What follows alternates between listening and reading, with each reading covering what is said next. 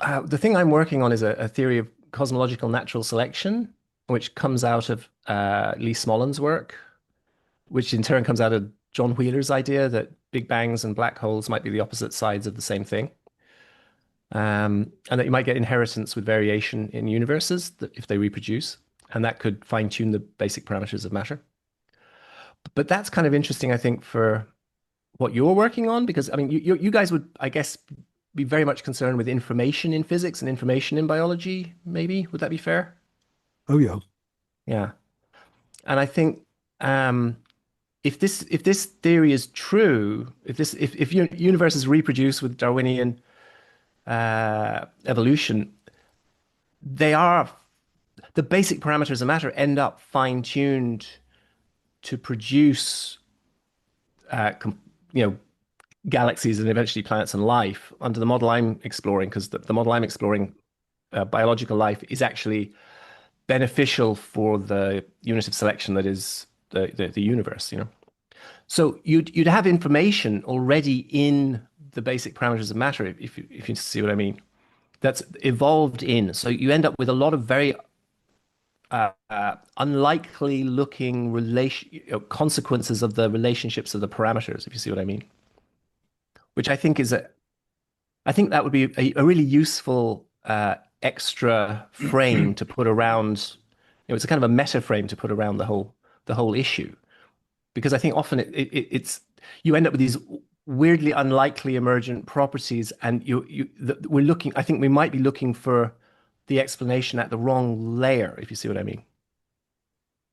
Does that make sense? Hmm. Yeah. Yeah, and I mean, and finding unlikely correlations, that's the sort of thing in biology that drove the search for some kind of evolutionary theory in the first place, right? Because you look at biology at any level and you say, isn't that amazing? This thing, like, Yeah. adjusts to this other thing exactly how it is. Like, why is that, right? Yes, and I think you can do the same for the. I'm going to turn off this background. I didn't realize I had this background on because it's going to drive us all crazy because it's going to flicker in and out. Get rid of the background. How do I get rid of the background? Adjust Uh, background. I'm just going to switch it off. Okay, boom. Oh, back into the room. Yeah. Sorry, that was just disturbing me. Um, yeah. What were we saying there? That I got distracted by the background. The Yeah, I think the same thing can be said about things like it's like, isn't it strange the way the basic parameters of matter lead to these weird, unlikely consequences in uh, structure formation at different levels in the universe? It's the same explanation, I think, which is evolution. A really good example would be something like the strong nuclear force. Um, like the strong nuclear force is unbelievably attractive, like ridiculously comically attractive, until you compress matter to a density that happens to be the density you get when stars collapse at the end of their lives, and then it becomes unbelievably repulsive.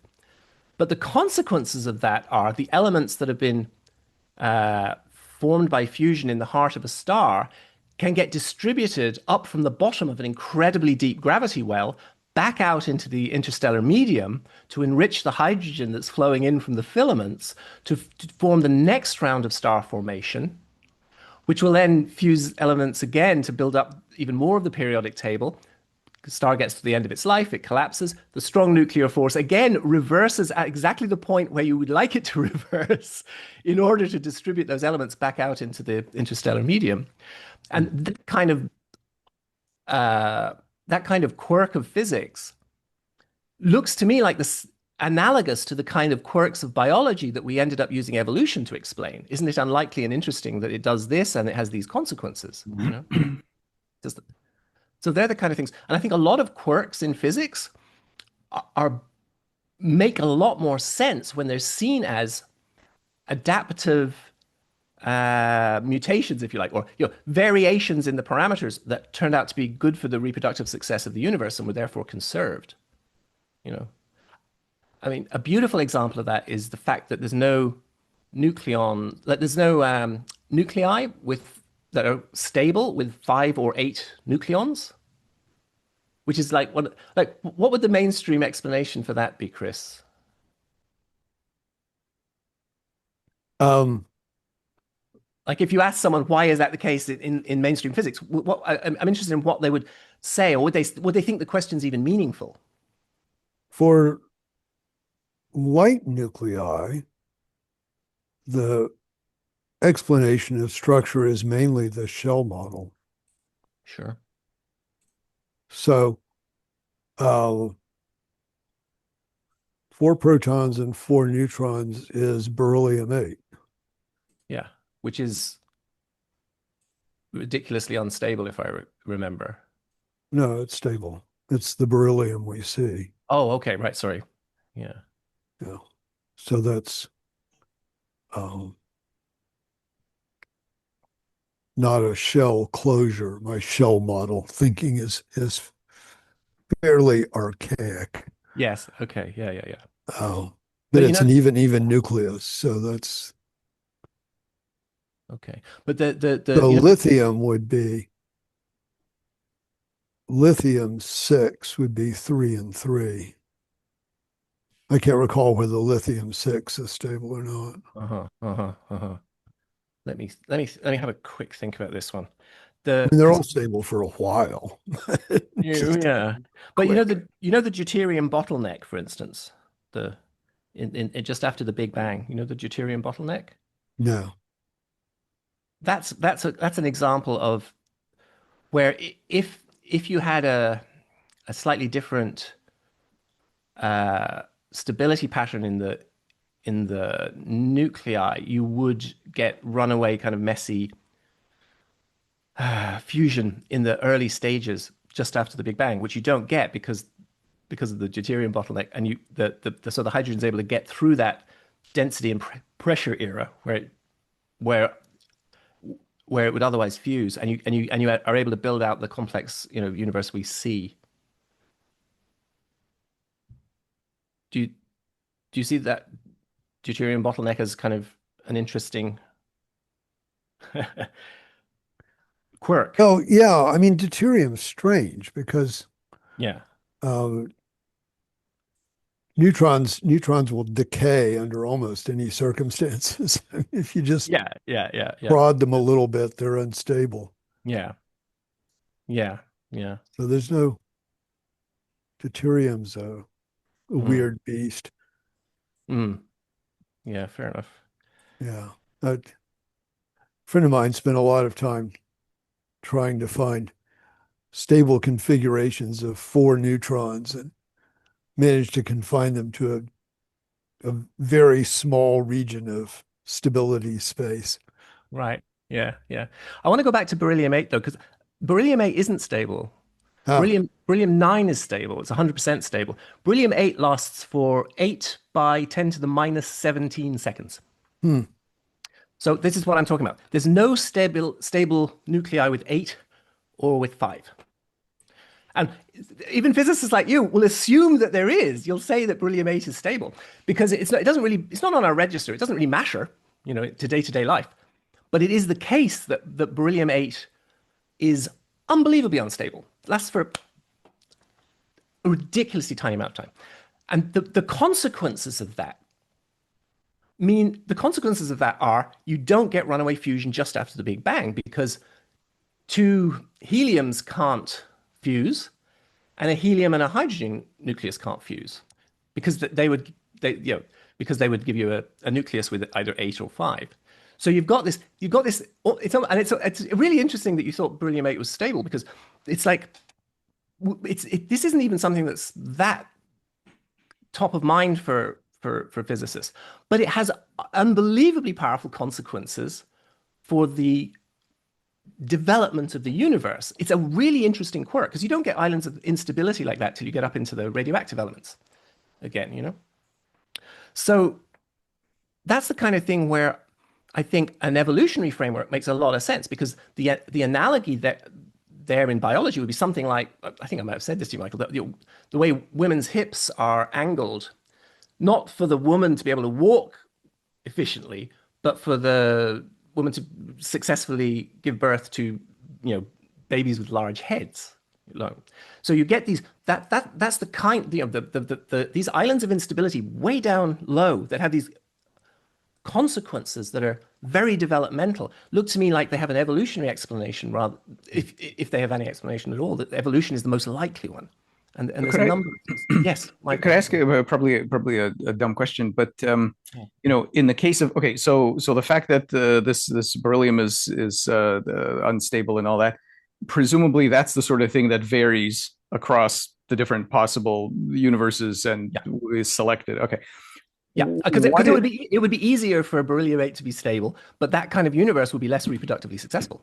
right? Okay, so I'm trying to how do you think about the hereditary medium here? Like, what is it that sets for any given universe where what is it that sets whether these things are going to be one way versus another way? A huge open question. I think we're really exactly the point where I think Darwin was when he wrote Origin of the Species, and he was tormented by the fact that he didn't know what the hereditary mechanism was, but he felt there had to be a hereditary mechanism because that explains so much, and that's exactly where we're at.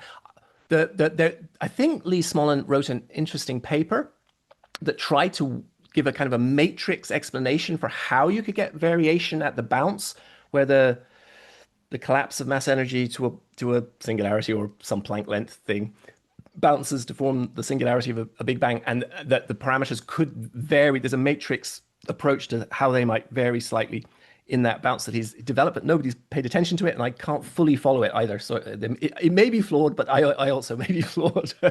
More likely that I'm flawed.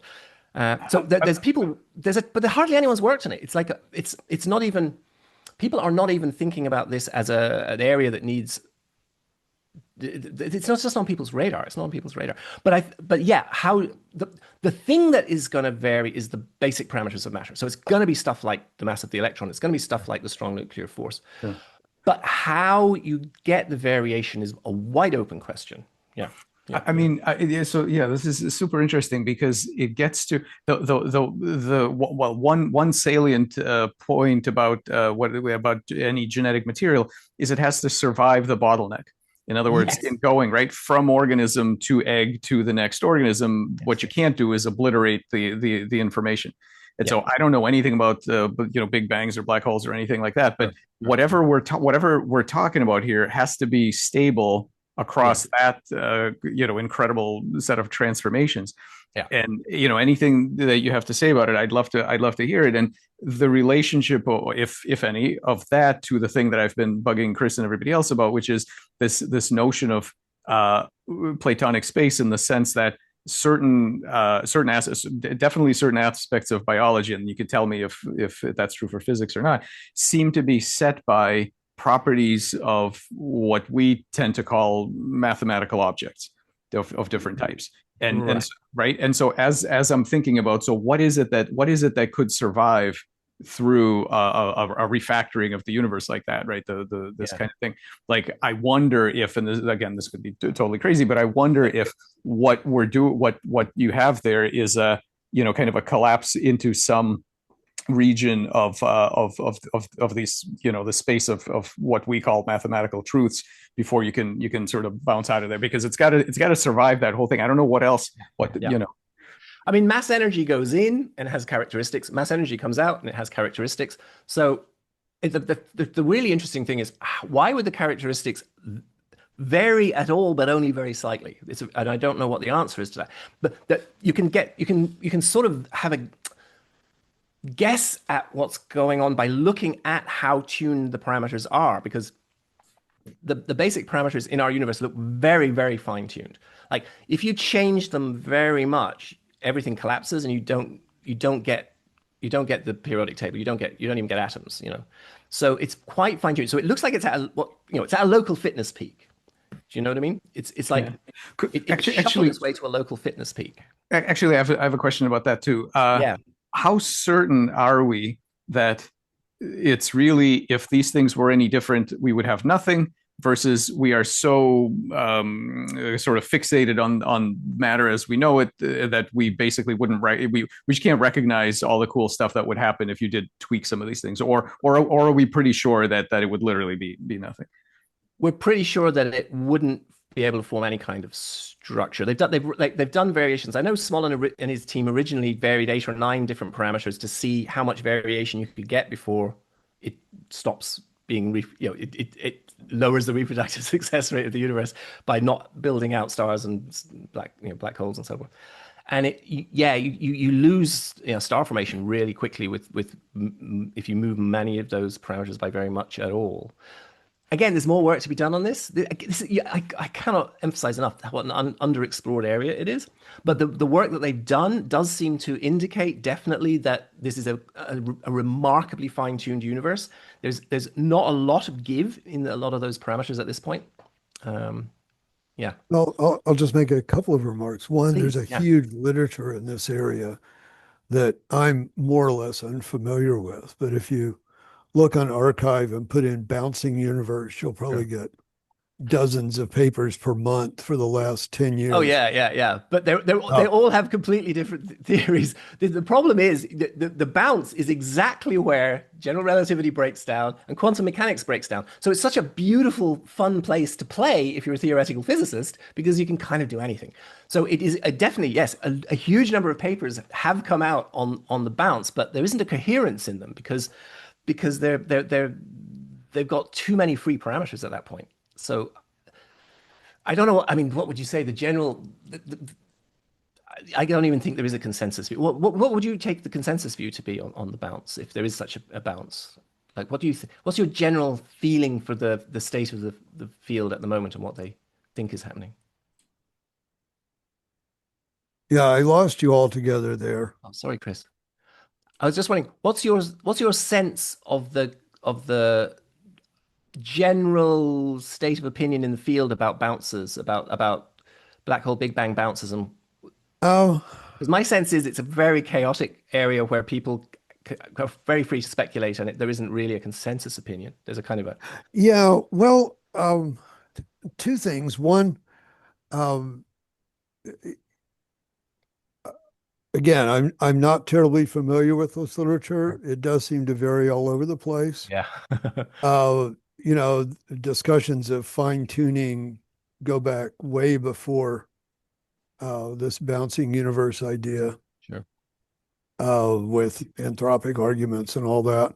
sure, yeah, Um, yes, in answer to Mike's question, too much variation in even just values of h bar and the electron charge or something like that will lead to unstable nuclei. yeah. It's not like Uh, yeah, Michael. It's not like they lead to a different stable equilibrium. They just don't. They just lead to mush. As far as Yeah, we can, as far as I, I but can. but the other comment to make in response to your wider question is that um,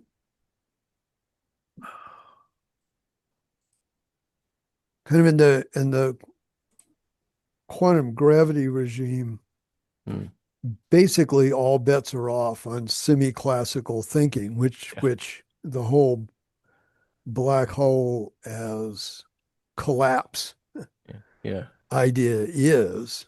yeah, And the idea of a singularity completely goes away.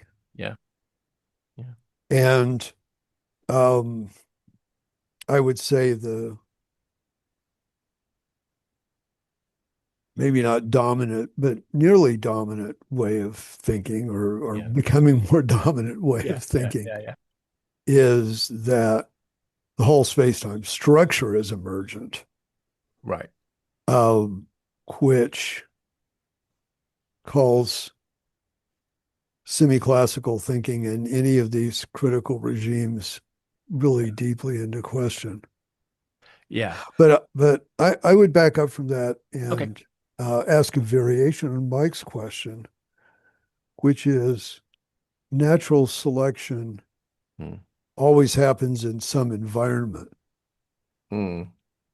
So um, the other question besides the one about stability Hmm. of information Hmm. is what environment is the information stable in? Yeah. And again, Mike, in your language, this may be some sort of platonic space, whatever that means, as viewed as an environment. But um, Mhm. then one has to come up with a notion of how that environment works and what it means for that environment to implement a fitness function and so on. Yeah. I So think, yeah, that's the other kind of immediate background question is from yeah, my point sure. of view. I mean, obviously, everything we observe is natural selection is always operating inside an environment. The trouble is the environment is the universe. So when you start to talk about the universe, it can be one way of thinking about it is, that each is a separate bubble of space-time.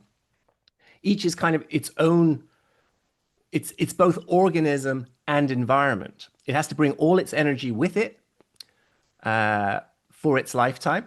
Like our universe, so much of what our universe is doing is the frugal transmission of energy over vast spans of time. If you look at a star or whatever, the energy output from a star is extremely frugal and extremely long. It's nothing like a random process. It's nothing like a forest fire, which is like boop boop. It's plateaus for billions and billions of years. And in this case of red dwarf stars, for crazy numbers of billions of years. So you can see if our universe did evolve, it looks like it's both environment and organism in its development and its life cycle. It's not getting extra energy from outside. It has to bring it all with it. And then that which means most of what it's doing is producing and directing energy to places that it can use that energy to build up order. So, and that happens at increasing scales of order in decreasing areas of space because it has to, because it can't, it can't, you see what I mean? It can't have massive order over the entire thing because there isn't enough energy to do that. So what you see is the periodic table being built out by rounds of star formation and distributed, and then you've got planets and moons which are much much smaller than stars, and you've surfaces there where chemical activity can rapidly iterate evolutionary algorithms and build out biological life, and then biological life, once it gets to a certain level of complexity, can build out technological life even faster because that's directed evolution. It's extremely fast. But you see that there's a lot of direction of energy flow to do very constrained, rapid complexification and self-complexification and self-ordering. And it looks analogous to, metabolic pathways in biological life. The energy that's flowing through the system is organizing the system. The big argument I was making before the James Webb came online was we're going to see the energy flowing through the system organizing the structure formation of the universe right from the start. It's not going to be slow, random, arbitrary, bottom-up structure formation with just passively happening through gravity alone. You're going to get supermassive black holes by direct collapse. They're going to send out jets. The jets are going to do a lot of structural work on the early universe that will play out in the later structures we see, the voids, the filaments, and so on. And they're going to build out galaxies rapidly and efficiently. So, so, so that would be one answer to the question: is a universe, just by the nature of what a universe is both organism and environment. The other question then is these once a bubble of space-time buds off from a parent universe, forms a child universe, is there a shared environment for those bubbles of space-time? Is there a shared environment outside our universe for universes? And I don't know the answer to that question. I'm doing a naive theory that assumes that the parent universe and the child universe separate and can't affect each other consequently, that there isn't energy coming in from the outside, that the universe is genuinely separated from the parent. Because if you don't go with that simple model, you're getting into such speculative territory that you can't really play around very much. But well, that's the kind of standard classical multiverse sort of view that mm-hmm. And this was an early view of Tegmark. I don't know whether he still holds it or whether he abandoned it long ago, but yeah, the kind of classical multiverse view is that every possible combination of parameters exists somewhere. Yeah. And sort of implicit in that is they all have the same kind of space-time structure, Yeah. uh, Yeah. which is, I don't know. I guess I see no reason in the world to make that latter assumption if you're varying everything else. Yeah, no, Everett's is an odd one. Everett is basically taking the rules of the basic parameters of matter in our universe, assuming that they are just the rules and they don't vary. And then he's running every possible variation on how that could play out. But he's not varying the basic parameters of space-time. Right. That's the difference Yeah, between the classical multiverse view and the sort of Everett interpretation of quantum theory, which is, yeah, yeah, as you say, totally different. yeah, they're totally different. Yeah, yeah. But if you were to take Everett back into the early inflationary period, Mm, mm. you get a combination of the two. You would get a combination too, but you end up with this like absurd kind of infinity of infinities of universes, which fine, but it doesn't. I don't think it's nearly as satisfactory as an evolutionary model where you basically have an evolutionary tree of universes that where those branches that are more reproductively successful and produce more black holes pass those traits on to child universes, which then are more likely to produce more black holes. Some of theirs offspring will produce more black holes, some less. The ones that produce more have more offspring, and you've just got a very straightforward evolutionary movement towards greater reproductive success and towards more black hole production. And that model really seems to have a good fit with what we're seeing in our universe. Like the three-stage model that I'm proposing and exploring, and the one that made predictions that the James Webb has verified. So that makes me feel much more confident in pushing this theory at you, Chris. Uh, Says there's three modes of black hole production. One must be the primal way that the earliest, most primitive universe is reproduced, which has to be just by direct collapse. A small number of very large offspring produced just by the direct collapse of some kind of proto matter. Imagine something simpler than hydrogen, right? No big periodic table, because the periodic table is a later evolutionary breakthrough that requires a lot of complex structure to have evolved to build it out. So this direct collapse supermassive black holes are the earliest form of reproduction. So the supermassive black holes we see in our universe, the ones with masses of millions of times the mass of our sun, or billions of times, they would have formed by direct collapse, and they have to have done it extremely early when the universe was extremely smooth, as we see from cosmic microwave background radiation. Because they couldn't do it later.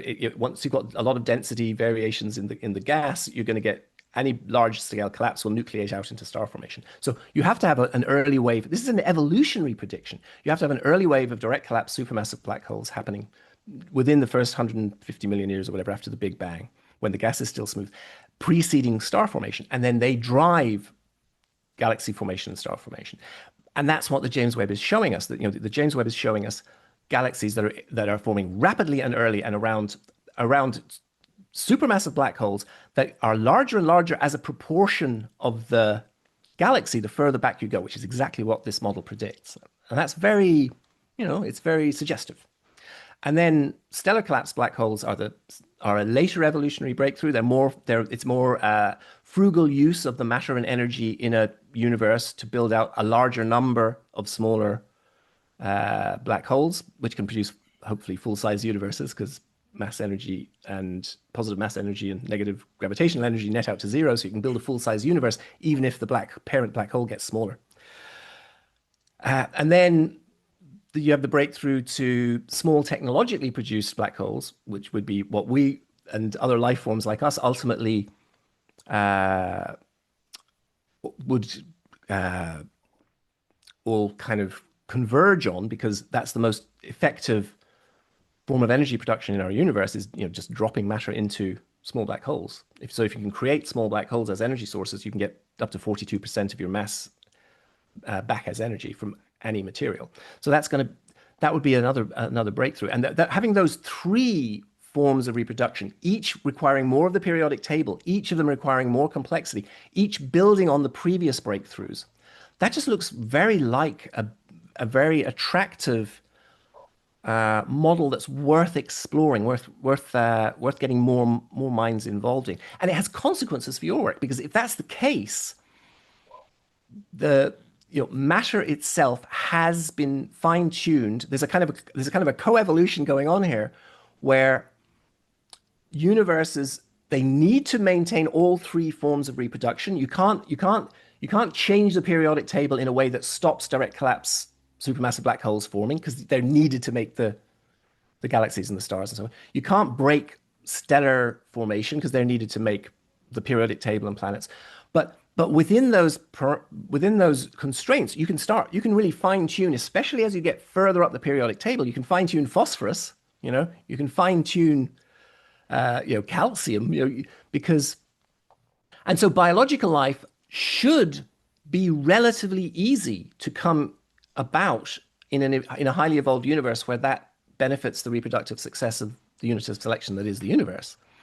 So you should be getting very unusual and unlikely emergent properties of matter that are life friendly in such a universe. And I do think that's kind of what we see. I do think that's kind of what we see. And I just think it's such an underexplored framework for thinking about all this. Another question, let's see if there's a parallel to this. Like, one of the things we focus on in our lab is the plasticity of what happens with a fixed genetic medium. So in other words, you have a genome of a particular kind, and under default circumstances, you get a frog. But you can also get Xenobots, and they'll do all kinds of cool things that they don't do, right. And so I always talk about these different examples where the exact same hardware can give other different outcomes. Is there any sense of this plasticity now? Given Chris's question before about what's the environment, I don't know where the differences would come from, but I'm just curious. Like, in any given scenario, whatever the hereditary medium is here, how much variability do you think that allows to what happens after that? Or is it really one to one, though? But I think the plasticity you're talking about is a downstream consequence of evolution at the level of universes. I think the periodic table is extremely life friendly. And you're exploring that territory by doing the Xeno stuff. It's life isn't a fragile, arbitrary accident that happened once and could fall apart at any second. It's like it's a very likely thing to happen once the conditions that evolution has, tuned it for are in place. And I think you're seeing examples of that with some of your work. You're seeing, holy crap, matter wants to be alive. That's a bit of a t-shirt slogan way of putting it, but there's truth in that. Matter wants to be alive. That's kind of why a lot of it's here. I did do a very t-shirt version of this, which I think I mentioned to you, Michael, but I'll mention to you, Chris, that you can think of this as, biology is the first half of the periodic table coming to life, and technology is the second half of the periodic table coming to life. The whole table is tuned for a developmental process that leads to exactly what we're doing here. Intelligent life forms discussing the future and what we're going to do next through technological tools that will build other technological tools that will allow us to explore the possibility space for this particular universe and its future through life and technology intertwined. We're part of a developmental process. We're not an accident at the edge of something. And so given that, what's your preferred take on the paradox of, like, where is everybody? Yeah, that is a really, really interesting question, because under this model, you should have life all over this universe. There should be life all over this universe. And that is a very, very, very, very interesting question. I don't have a clean answer to it. I have several speculative answers. I don't have one clean answer, here's one thing I'd say is that it doesn't look to me like this universe is optimized for life. I said this to you, I think last time, like for life on the surface of rocky planets in a narrow habitable zone. That just doesn't look to me like what this universe is optimized for. Like, we've got 4 rocky planets. Only one of them has been able to hang on to water. I think we're a really nice example, perhaps, of life really, matter really wants to be alive, and it will do it even if the circumstances are not ideal. If you look where's the liquid water? The liquid water is mostly under the surface of icy moons. there's most of the liquid water in our solar system is under the surface of icy moons, and that doesn't have a Goldilocks zone. It doesn't have a habitable zone. Everywhere is a habitable zone if you're an icy moon going around Saturn or Jupiter or any large, gassy planet, because uh, what's keeping your liquid water ocean liquid isn't the heat from something 8 light minutes away, which is a very inefficient way to boil water.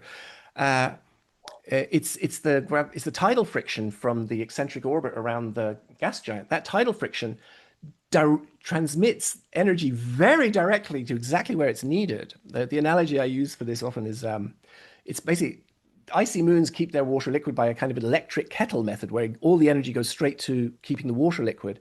Whereas the surface of a rocky planet, you're keeping it liquid by setting fire to a warehouse 8 miles away.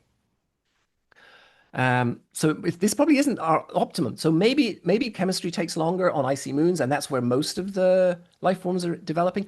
Most of the stars are actually red dwarfs, and we just found out, I think, in the last week or so, that the TRAPPIST, the TRAPPIST system, which is a red dwarf system, seems to have quite a rich atmosphere on at least one of its planets. That we've been able to observe one of the planets close enough to get atmospheric spectroscopic readings, and it's got nitrogen. There's a lot of interesting stuff in the atmosphere there. So if given that red dwarf stars are far more numerous than our kind, G types, whatever, then maybe that's where the life is optimized for. And maybe it takes longer, maybe it just takes longer and we're early. Maybe we're just early. I don't know. But it's a good question. It's an excellent question. And I would predict if this model is correct, that we will start seeing signifiers of life on in the atmospheres when we get close enough to see them on multiple worlds. Life should be very common. Why isn't it operating at a scale that we can see? Why isn't it visiting us? That's a whole other question. But I would say it's significant that stars are so ridiculously far apart. If this is an evolutionary universe, there's a reason why the stars are so far apart, because they're a light year. It's a very difficult distance to cross with it makes it very difficult to get outside of your solar system. It looks like in a way, you can think of solar systems as like cells, and the membrane is the goddamn awful space to the next solar system. That they're essentially isolated in certain ways. They form structures. A galaxy is a autopoietic structure. A galaxy maintains its shape, maintains its structure. The stars all get replaced. Most of them. I mean, not that's some of them last a very long time, but there's a lot of star production, and there's a lot of star death, but the stars get replaced, and the spiral galaxy goes on and on and on. It's very autopoietic, But if you think of the solar systems as the cells of it, they are separated from each other. You can't get runaway petri dish life forms that just go hop hop hop hop hop across the galaxy. It's made very, very difficult for them. That's interesting. It seems to me that it seems to be of an evolutionary benefit, if this model is true, that each life form gets time to explore its own possibility space, its own solar system. I don't know why, but maybe that is a more efficient way of reproducing. Maybe it gets more small black holes out of that if everybody gets to explore their own solar system for a while. I don't know. But it is a good question. It's a tricky question, Michael, because there should be life all over the universe, and I think we will see signs of it. I'm very interested in the Europa Clipper, because that's going to the icy moon to Europa to try and find out what they can. But it was very interesting that on Enceladus, when we were able to measure the water that came from the interior of Enceladus out the ice volcanoes, because it's getting so crushed, it's such a small moon that it squeezes water out the ice volcanoes, that it contained loads of phosphorus, which they had not thought it would contain. It seems to have the nutrients you would need for life, which is interesting. I mean, from a straight biology point of view, you expect most life in the universe to be microbial, with some Sure. structure or other. But microbial should be maybe not our kind of microbial life, but no reason really to expect, say, DNA, but something like DNA, perhaps. Something like it. I think one of the the evolutionary frame again, if you look at the chemistry of life through an evolutionary frame, so phosphorus looks very fine-tuned. You know, phosphorus, I would imagine something like ATP is gonna be very common to life forms in very different worlds because it's hard to see what's going to do a better job than ATP. And it's hard to see what's going to do a better job as a medium than liquid water. You know, this is a, you know, you can think of liquid water as fine-tuned by evolution because it's got very unusual properties. You know, if water just, you know, shrank instead of expanding when it freezes, like most bloody liquids, you wouldn't be able to get life. You know, oceans would freeze from the bottom down, and the life would get killed every winter. So icy moons wouldn't be able to hold liquid water oceans, which is also, you know, suggestive, but doesn't prove anything, but is suggestive. You know, so water looks fine tuned. So I think you're gonna, you know, like I think this has really interesting implications that are worth exploring. You know, anyway. So the water, I've been thinking about this water thing for a few minutes already. Like, what do you guys know? Because I seem to recall the deal is that the hydrogens are at a particular angle or something, which is why the crystals don't sink, right? Do you know what is it that what's responsible for that? I'm not good enough to give you a detailed one on that. It is something to do with the hydrogen bond angles. They are kind of they're they are at an angle where, strangely enough, the consequence is very good for life. Yeah. That's I was just curious what sets those angles. Like if we ask why the angles this and not that, what's under there? Again, what you're talking about is relationships here. It's like the relationship of hydrogen to oxygen. I mean, Chris, you know this better than I do, but you end up with a really nice result where the hydrogen bond angles when it's liquid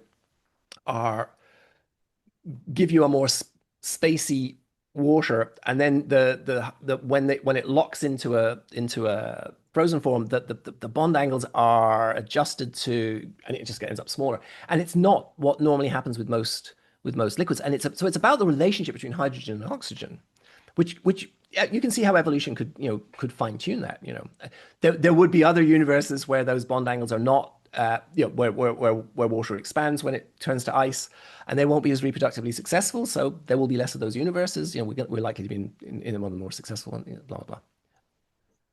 You know, but that's the kind of thing I'm talking about. You can actually, I think, look for evolutionary explanations for these quirks of physics that have such powerful consequences, and a lot of what's happening is relationships. It's not just the parameter is set by evolution, and that's where the information is stored. That parameter relative to this parameter will lead to these consequences. There's a lot of complex emergent consequentiality that comes from the relationships it's actually, even though you've only got 27, 28, maybe 30 basic parameters, you've got a huge amount of information stored in their relationships to each other, how that's been fine-tuned. You know, it's I would think that a chemistry in which the nuclear physics was different enough that you would get different bond angles in water would be a chemistry that didn't have water. Yeah, exactly. Or anything analogous to it. Yeah. Well, an interesting thing. Go on. Well, sorry. So that makes sense, but I'm just curious, and maybe I just need to look this up as to, given whatever the parameters in our universe are, just what's the, it's sort of the genetics explanation I'm looking for, not the evolutionary scale, but like what is it that sets it? Let's try it this way. Is there anything that we know about the universal constants that would allow us to derive the angle? Like, do we know what it comes from? Could we have guessed it if we didn't measure it from the other stuff we know? I expect good physical chemists would say this is how it works. I don't know that physical chemistry. Yeah. I think this is something that comes under, more is different, Anderson's paper, that I don't think I think that's a consequence that emerges at the chemistry level. It's not, I mean, obviously it's there in the physics level, but um, yeah, I don't know. I don't know. It's again, there's a lot of open questions, and there's a lot of interesting explorations that could be made here. Yeah, but it is the case that water is has very unlikely properties that are a result of its chemical makeup, and they lead to life.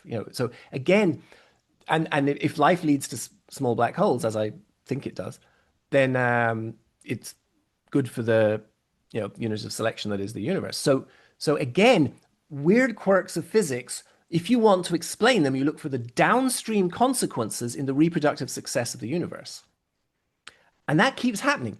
A lot of if you look at weird quirks, they often disproportionately often seem to lead to downstream consequences that would be good for the reproductive success of the universe, which is what you would expect in an evolutionary model where you can think of those conserved quirks as analogous to mutations that are beneficial and that are going to be conserved as a result. And I also mentioned before, I think, Michael, the idea of the CNO cycle. Did I mention that one to you? I don't think so. Oh, well, let me throw this at you. Okay, this is an exaptation argument for how chemistry would have evolved, right? And I think this is a quite again suggestive. It's not proof of anything. It's very suggestive that fusion in stars has two mechanisms, right? There's the proton chain reaction. Now look at that through an evolutionary frame. That has to be the original fusion mechanism in stars because it just requires protons, right? It doesn't require more complex structures. So proton chain reaction would have first evolved so that stars could be stars and could fuse matter and do their thing. And then you get stellar collapse black holes, and you can see how that can help universes reproduce. Fine. But then you've got the CNO cycle. The CNO cycle is the carbon, nitrogen, oxygen cycle, which acts as a kind of a catalytic reaction that allows for a lot of fusion in stars. It's basically more energy efficient. You can build out more stars from less matter. You can therefore get more reproductive success because you can get more stellar collapse black holes. Okay, so CNO would be an evolutionary breakthrough that happened in to help star fusion. It would have been conserved because it helped star fusion and stellar collapse black hole production, right? So carbon, nitrogen, oxygen, and it would have been, it's on top of proton-proton chain, which was the original fusion mechanism that evolution would have had to have stars in the first place, because you're building the carbon, nitrogen, and oxygen with stars. That can't be the primal fusion mechanism because it requires stars to have formed first, right? So CNO has evolved later in the history of universes, and then what is life built on top of? It's built on top of carbon, nitrogen, and oxygen.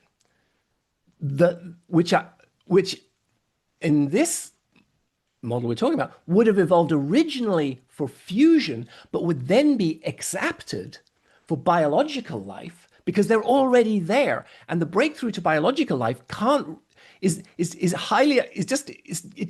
such an unlikely thing in the first place. You can't have it just happen from scratch. It has to build on things that were developed for completely different purposes. It's classic exaptation.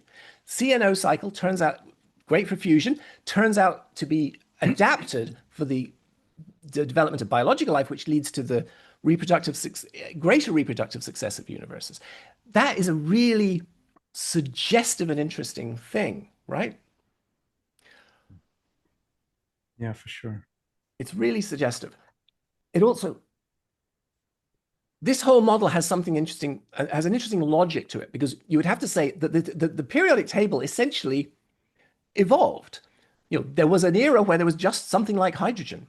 Then there was a later era where there was something like hydrogen and helium, and they were making little stars and that. Then there was a later era where there's hydrogen, helium, and carbon, and maybe nitrogen and oxygen. Then there was a later era where you get throwing some calcium and some sulfur, and now you've got biological life, and you're exploring the possibility space over many, many, many generations of universe. There's a beautiful logic to it.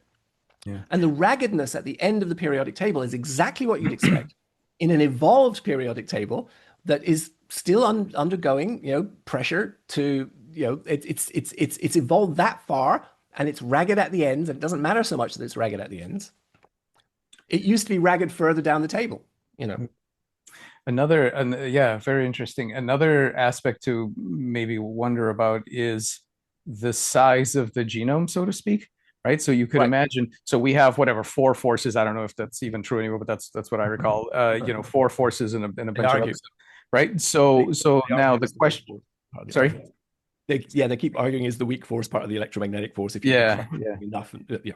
But so the bandwidth, so what I'm talking about basically is the Yeah. informational bandwidth for the early parameters, right? So we have some number of them, Yeah. but as we know in biology, like there are really stripped down genomes, there are massive genomes with Yeah. lots of bandwidth for all kinds of junk.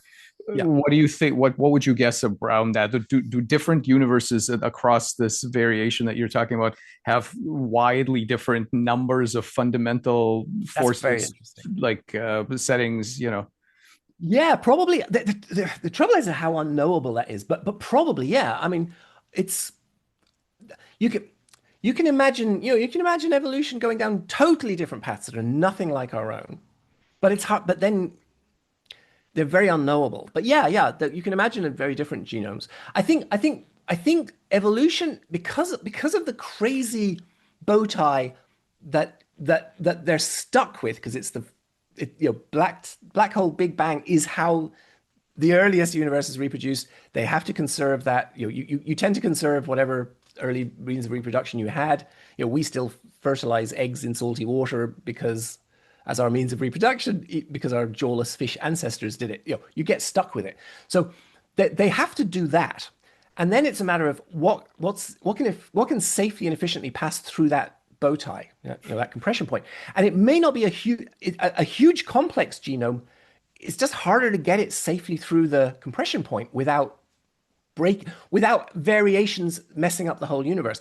If you've got a small but sufficient number of basic parameters that you can vary one or two of very slightly, then you've got a stable reproductive strategy where you can explore the possibility space. And what's happening is you're getting emergent second order information structures that act as a kind of supplementary genome. So if you look at the periodic table, that's 96 elements with all kinds of characteristics, but it's built out of these subunits, protons, neutrons, and electrons. But the periodic table has all these emergent, essentially gene-like properties that have enormous developmental consequences for the universe. So I would say it's a mistake to look for the entire genome in the basic parameters of matter and how do they what you're looking for is a simple genome in the basic parameters of matter that's capable of building out, it can essentially supplementary more complex genomes which then build out and so on. Do you see what I mean? Yeah, I mean, absolutely, and I mean, I certainly agree. I mean, this is one of the things we study extensively is this the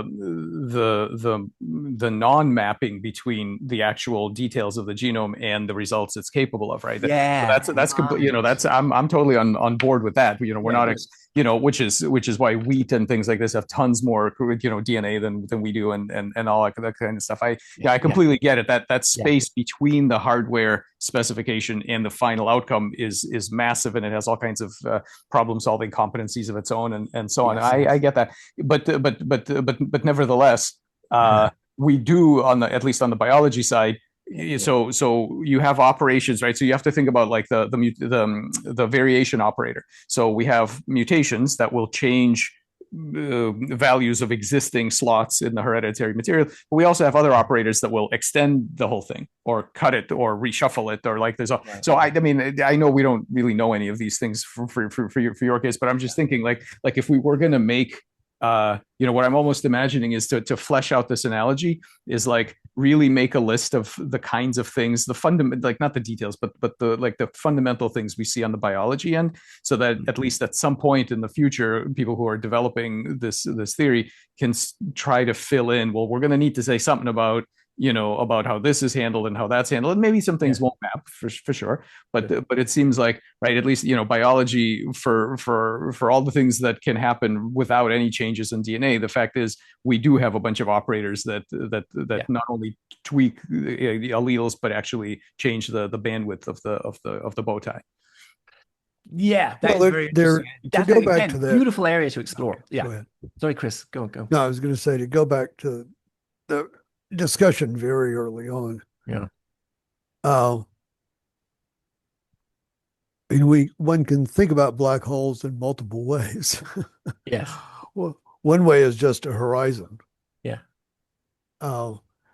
Which, for a big black hole, of course, can encode lots and lots and lots and lots of information. Yeah. Not just fundamental parameters, but lots of information.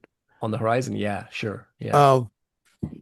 Or one can think of it in this, again, very classical and then semi-classical idea of a singularity. Yeah. And we know that idea breaks down at some point. It's a mathematical consequence of the of a thing and over that realm. Yeah. The kind of collapse story makes you want to think in this kind of singularity terms. And then the bandwidth is very small. Yeah. I but think it's very small, the geometry carries an enormous amount of information that is not going through the interface, if you will, because the geometry itself becomes the environment, and that geometry must encode all of the extra information. Yes. Yeah. But in a sense, without this kind of classical collapse picture, a black hole is just an interface, a boundary, and it looks like any other kind of system, right? It's just an interface that has some informational bandwidth. Yeah. Do you think that has any implications? Does this have implications for an evolutionary theory, positive or negative? Do you see this as good or bad for an evolutionary approach? Well, I think the fundamental question for an evolutionary approach is, what's the environment? Where is the additional information that does the sorts of things that Mike was just talking about? And that's, I don't think you can get away with it without answering that question. Yeah. And you can try to build it into space-time, but then you have to assume space-time, which is, I think, a very fragile assumption. Yeah.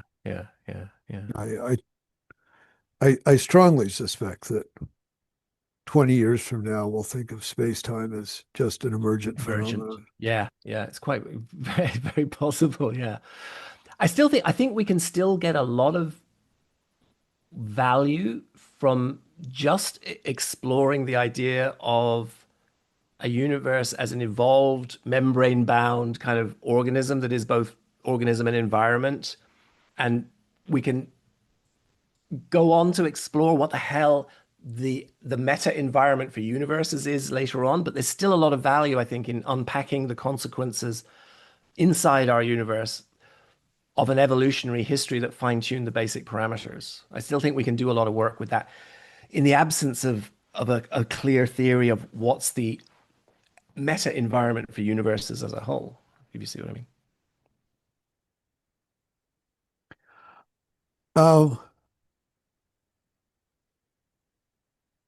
There, I think the fundamental question is, what is the relationship between, say, the standard model parameters, which are in a sense defined in terms of space-time, and space-time as a structure, right? Yeah, and that question, of course, isn't answered. Yeah. But I guess Yeah. I would characterize the question, how does space-time relate to everything else is in a sense the question of quantum gravity. Yeah. Yeah.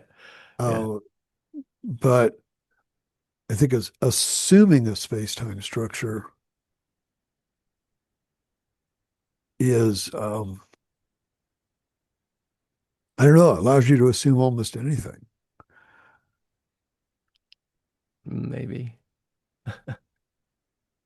I don't think an evolutionary model, generates extra problems that weren't there already. I think it actually solves some problems and it has a good explanatory power and some predictive power because it is actually predicting, the early universe structure formation we're seeing, which is, you know, it's a very suggestive positive for the theory, for the approach. Yeah. Yeah. This has been a very enjoyable and interesting conversation. I hope you found it. Well, do you find it of interest? Are you intrigued by this, or do you think it's just essentially almost certainly wrong? Like, what's your take on an evolutionary approach? Um, well, I see it through the lens of the questions that I just asked. Yeah, sure, sure, sure, sure. See, I think that I think we're trapped inside our N of one. We're trapped inside our single universe that we have access to, and I think the bigger questions are extremely important, but if we can't answer them, there are other questions that we can explore and answer in the meantime that I think are going to be fruitful. Um, but yeah, I get it that you're right that those larger questions at some point need to be answered. But I think we can still do valuable work in the meantime inside our N of one, looking for, if you were stuck inside an elephant and you didn't know anything about the entire other biological realm, you just had this one elephant that you were stuck inside trying to understand. You could still understand a lot about the elephant by studying the inside of the elephant and through an evolutionary lens and going, why is this? What is this? How, you know, oh, it's got salty blood. That's interesting. Maybe it evolved, in a salty water environment. Oh, it's, got huge air sacs inside it. Well, that's interesting. You can learn a lot about it just from studying it through this lens, and I think that's true for our universe too. Yeah. Well, that is the task of kind of evolutionary cosmology as it is. Yeah, yeah. Yeah. Is there anyone you think I should talk to about this? Do you know anyone who's interested in this field and has maybe were interested in it a few years ago and then put it aside because nothing was happening? Because things are happening now, and I want to bring more people into the Yeah. conversation. Well, I want to get as I people said, involved. I don't know Yeah, the bouncing universe literature. I just know that it's yeah, big. yeah. Yes, yes, So, so I mean, obviously that's the place to start, yeah. uh, and to understand what's actually being done there. I think that's And actually. Go for I, it. I'm not an astrophysicist. I don't know the detailed physical chemistry, etc. Yeah, I did nuclear physics long ago, yeah, yeah. so I know about the raggedness of the periodic Yeah, table. it's pretty ragged at the Actually, end.